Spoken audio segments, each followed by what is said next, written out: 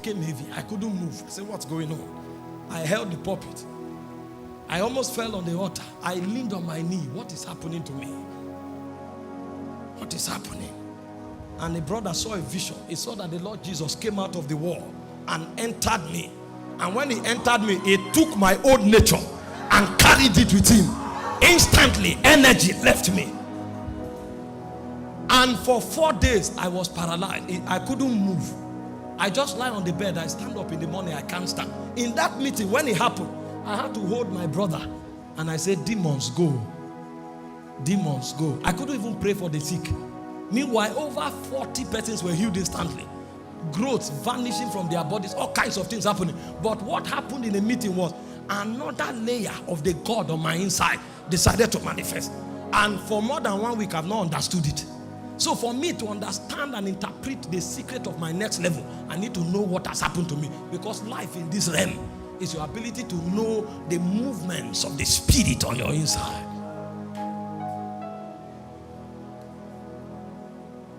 You know, when we talk power in our generation, it has been reduced to psychology. There is a depth in God you will journey to. You will become a God in the realm of demons. And when you see sick people, the moment you come, they know. They say, Jesus we know, Paul we know. It's not psychology. You enter, as you enter a place, demons on their own will recognize where you are coming from. But you see, because we lack power, we can't do anything that has to do with divine agenda. It's psychology. How many people can you manipulate? How many people?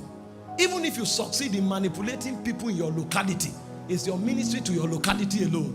What do you now do when you interact with people of different culture? Your ministry will end. The only thing that defies every contrary force is power.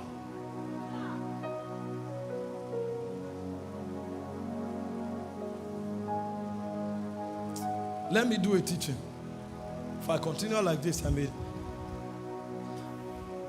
Luke chapter 14 verse 23. Jaffa wants me to talk on the compelling power. So let's calm down. 5 minutes to the end of the meeting. He said, and the Lord said unto the servant. Now Jesus was telling them a parable. He had prepared a banquet. And then he had invited the nobles. But you see, the nobles failed to come. See, that's what happens when the move of God begins. When the move of God begins, most times, some people think they are qualified. They know the atmosphere. They know the doctrine. They know the exegesis. So they sit down as the nobles. So they cannot interpret the strange things that God is doing. They want to judge spiritual occurrences from their mind, and it disqualifies them. When Jesus invited the nobles, they refused to show up. Did you not read in scriptures? The Sanhedrin had been watching the prophecy of Isaiah for 800 years. But when Jesus came, they did not see him. They were disqualified. They are the nobles.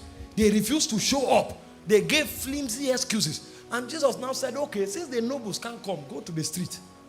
And then they invited people from the street. Yet there was still room. Because the move of God is bogus enough to accommodate every one of us. In the day of the move of God, there's no room for jealousy. Because the usher will raise the dead. The pastor will be talking. The guy at the door will raise cripples. And it's not a strange thing. Everybody becomes a carrier of Jesus Christ in ever-increasing intensity. So there was room. And because of the excess room that was available, he now said, go into the highway and compel them to come into the banquet. The word is anakazo.